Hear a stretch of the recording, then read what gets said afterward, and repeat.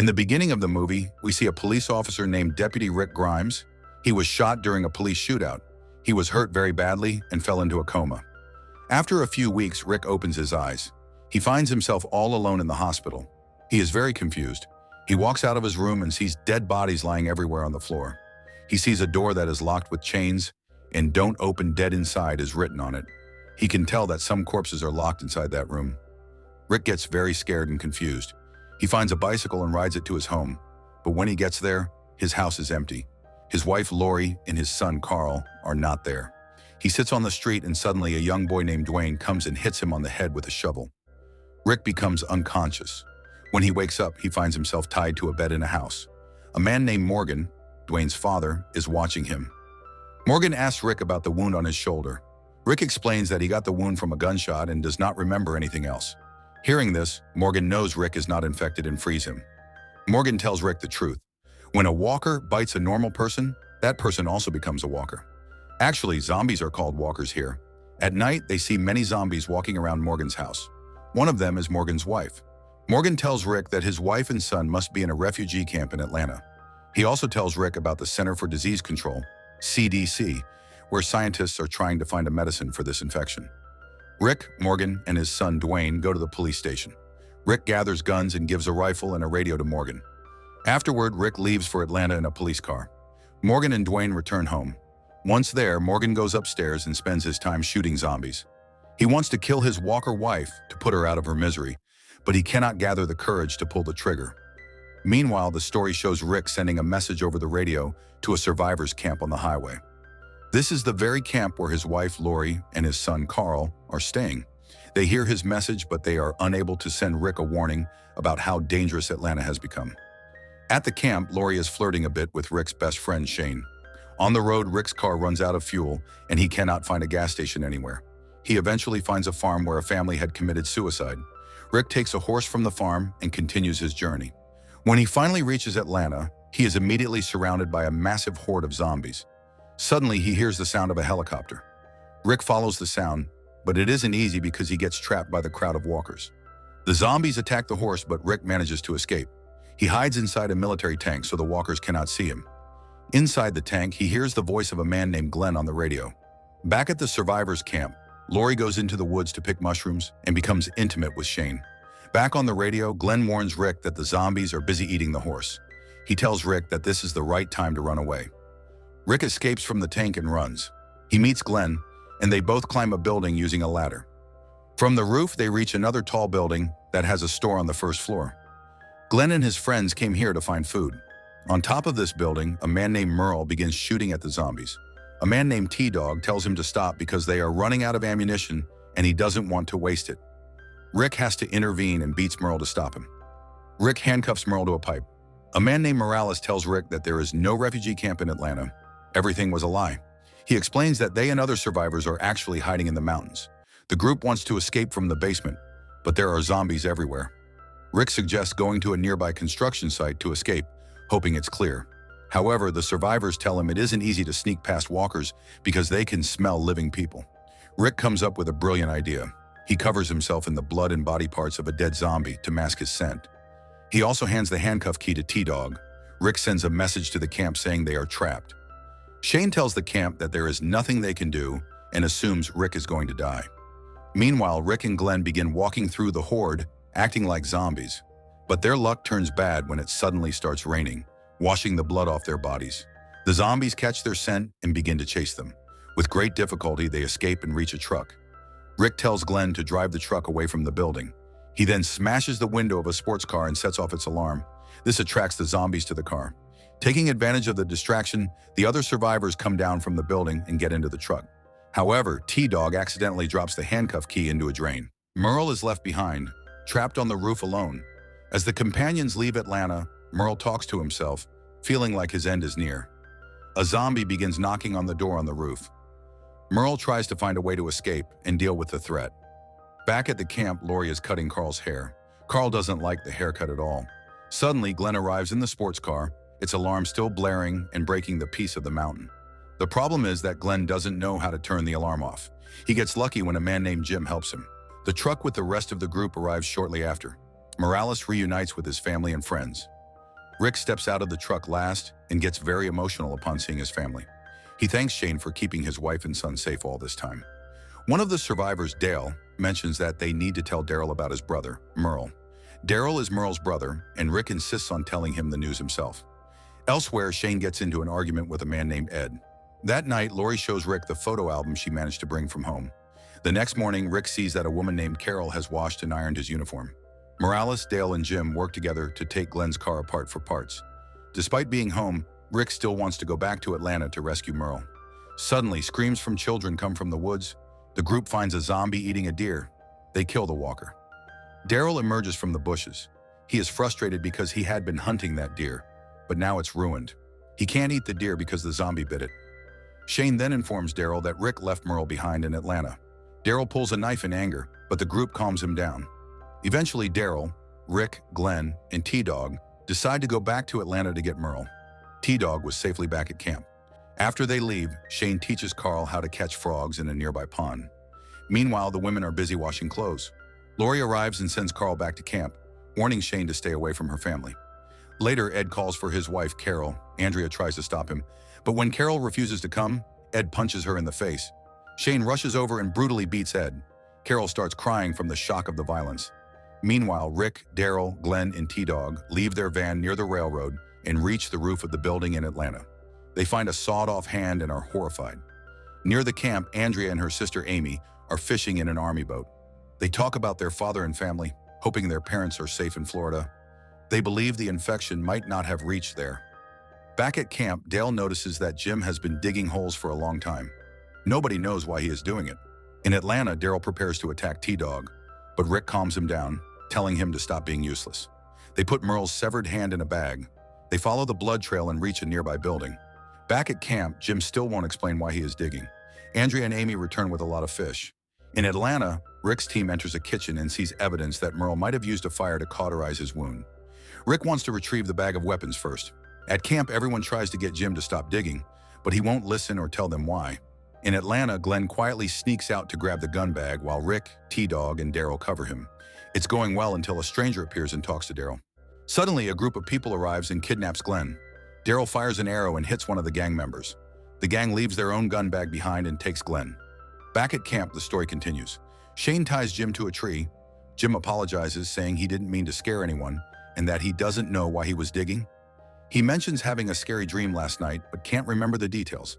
In Atlanta, Rick's team discovers the man they injured is named Miguel. Miguel leads them to his group. Their leader, Guillermo, demands the return of Miguel and the bag of guns, or else his men will kill Glenn. T-Dog and Miguel return to the building. Daryl suggests sacrificing Glenn because the guns are more important. However, Rick reminds them that Glenn saved his life and he won't leave him. They go back to Guillermo. They decide not to give up the guns. Suddenly, an old woman appears and begs them not to take Felipe. The woman leads them to the back rooms where many elderly people are living. It turns out Guillermo and a man named Felipe are nerds who are actually protecting these seniors from zombies and bandits. They are good people. Seeing their noble mission, Rick gives them half of his weapons. When they return to the railroad, their van is gone. It seems Merle stole the van. The group begins the long walk back to the camp. Andrea asks Dale for some paper so she can wrap a mermaid necklace. She wants to give it to Amy for her birthday. Meanwhile, Shane unties Jim and cleans fish with the kids. That evening, everyone enjoys a fish dinner.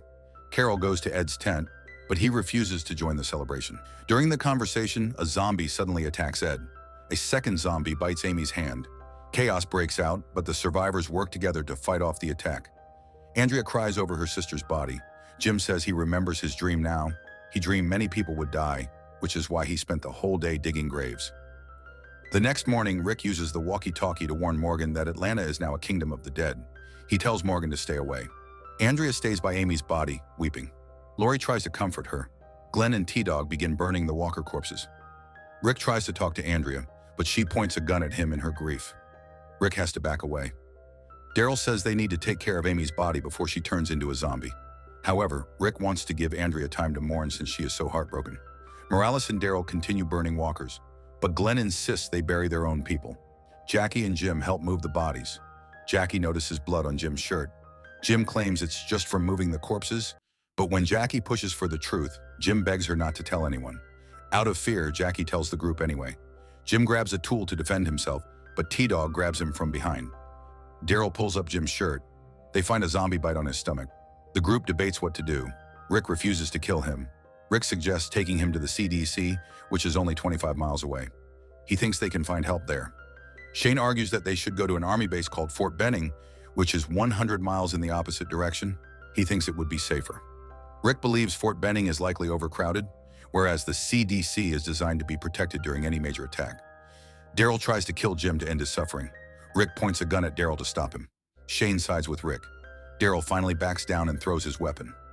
Rick puts Jim in the back of the van. Daryl tells Andrea that his own wife had cancer, and he took her to every specialist, but she had already accepted death. He felt that every moment with her was a betrayal because he couldn't save her. Andrea smiles sadly and takes out the mermaid necklace wrapped in pink tissue. She says happy birthday to Amy and puts the necklace on her sister's body. Daryl continues to destroy the brains of the dead zombies. When he moves to strike Ed's head, Carol stops him. She says she will do it herself. She takes an axe and hits Ed's head repeatedly. She is releasing years of anger from the abuse she suffered from him. Meanwhile, Andrea apologizes to Amy and shoots her in the head to prevent her from turning. Daryl wants to burn the remaining corpses, but Lori insists they bury them to show respect. Inside the van, Jim starts acting strange. He is having hallucinations of blood and dead people. The group holds a funeral. Daryl carries Amy toward her grave, but Andrea stops him, wanting to handle it. In the van, Jim is coughing up blood. Rick tells him they are close to the CDC and tells him not to lose hope. Later, Shane asks Lori to convince Rick that the CDC is a mistake. Lori refuses and says they are following Rick's plan. She tells Shane to forget about their past. Rick realizes something must have happened between them while he was gone. He was right. Later, Rick, Shane, and Daryl go into the woods to clear out any remaining zombies. Shane again tells Rick that the CDC is a bad idea. Rick stays firm. They hear a noise and split up to investigate. Shane aims his gun at Rick's back. He takes a deep breath and holds his aim for a few seconds. A noise breaks his focus, and he lowers his gun.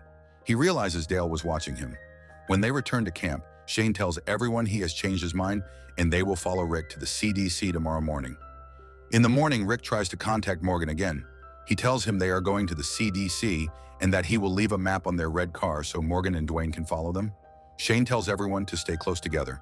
Morales informs Rick that his family isn't going to the CDC. They are heading to Birmingham to be with his wife's parents. Rick gives Morales a .357 Magnum revolver as a parting gift. Morales' daughter and Carol's daughter, Sophia, say their goodbyes. The family split up. Inside the van, Jim's condition gets worse. Suddenly, the van's radiator hose breaks. Shane and T-Dog go to find a replacement. Jim asks the group to leave him behind. He tells them he is a danger to them and will turn into a zombie soon. His friends are reluctant, but Jim begs them. Finally, they leave Jim leaning against a tree. Jackie kisses him on the cheek, and they leave. Somewhere else, we see a man on a video monitor. This is Dr. Jenner. He says it has been 194 days since the outbreak began. He puts on a biohazard suit and enters his lab. He takes out a sample labeled TS19. While running an experiment, he accidentally spills liquid on the sample. An alarm sounds, warning that the air is toxic. He rushes to the decontamination chamber. The system begins a full decontamination, and Jenner watches in despair as his last samples are destroyed by fire. Jenner loses hope and decides he is going to commit suicide. His last wish is to have one last drink. Meanwhile, Rick and his group reach the CDC at sunset. The area is littered with hundreds of bodies. The main building is sealed shut. Jenner sees them on the monitors. Outside, the survivors are being surrounded by zombies. Shane says they should leave and try for Fort Benning. Andrea points out they have no fuel or food. Lori is terrified, but Rick tells her to stay calm. Jenner whispers to the monitor for them to leave. Rick spots the security camera moving and begins banging on the metal doors. He begs to be let in. Just as the walkers surround them, the doors open and a bright light shines from inside. The story shows a flashback to the start of the outbreak. Shane goes to the hospital to find Rick. He is in his deputy uniform. He sees the military executing infected people. He wants to move Rick, but Rick is hooked up to too many tubes and wires. Rick is in a deep coma. Soldiers enter the hallway, and Shane hides behind Rick's bed. He tries to wake Rick, but the power goes out and the machines shut down. He tries to hear Rick's heartbeat, but thinks he doesn't hear anything. He believes Rick is dead. He locks the door and blocks it with a heavy gurney to protect the body. He leaves, convinced his friend is gone. Back in the present, the group enters the CDC. Dr. Jenner meets them and demands they all take a blood test. Carol admits she feels trapped in the underground facility. Jenner assures her she is safe and takes them to the control room. Rick asks about the other doctors and Jenner reveals he is the only one left. Rick questions the blood test, but Jenner insists it's the price for staying. Shane realizes that since Rick is alive, his relationship with Lori is over. His intentions turn dark. He corners Lori and tries to force himself on her, but she scratches his neck to stop him. When Rick comes to bed, he finds Lori crying. He assumes she is just scared of the world outside, unaware of what Shane just did. The next morning, the group has a hangover from Jenner's wine. Lori gives Rick an aspirin from Jenner. Shane enters and gets some coffee. T-Dog notices the scratches on Shane's neck and asks if a zombie bit him. Shane lies and says he accidentally scratched himself on a nail while sleeping. Jenner takes the group to the control room and shows them a brain scan of TS-19. He explains that this was his wife, who allowed the CDC to record her brain as she turned. He shows how the infection attacks the brain and causes the vessels to burst. When the patient dies, the screen goes dark. They think about Amy and Jim, realizing this is what happened to them. Jenner fast-forwards the scan. Suddenly, the brain reboots, but only the stem lights up. It's just basic instincts like eating. Then a bullet enters the brain, killing the subject permanently. Andrea remembers shooting Amy the same way. Jenner admits he has no cure and has lost contact with other centers. Dale notices a countdown clock on the wall. Jenner explains that when the timer hits 0, the power will run out and the building will automatically decontaminate by exploding, turning everything into ash to destroy the virus samples. Rick, Shane, T-Dog, and Glenn rush to check the generators. In the basement, the emergency lights turn on. Carl and Lori are upstairs when the air vents shut off. Jenner looks at a photo of his wife and says he tried his best. The lights begin to flicker out. Jenner explains the building is shutting down and they cannot stop it. The alarms begin to scream. Rick tells everyone to grab their gear and run. Jenner locks them inside the control center. He tells them to accept their fate, that a quick death by explosion is better than what's outside. Daryl and Shane try to break the door with axes, but Jenner says even a rocket wouldn't break it. Rick yells at Jenner, asking why he stayed. Jenner reveals that TS-19 was his wife, and he promised to find a cure. Rick and Lori beg him to let them at least try to survive outside. Jenner finally unlocks the control room door, but warns them that the outer building doors are still sealed. He shakes Rick's hand and whispers something into his ear. The group runs for the exit. Jackie decides to stay behind with Jenner. She's tired of running. Andrea also tries to stay, but Dale refuses to leave her. He tells her if she dies, he dies too. The lobby doors are locked. They try shooting the glass, but it's reinforced. Then Carol gives a hand grenade to Rick, which she found in his pocket while washing his clothes. Rick uses the grenade to blow out the window. Just seconds before the blast, they escape. In the basement, Andrea sees that Dale is willing to die for her and decides to leave with him.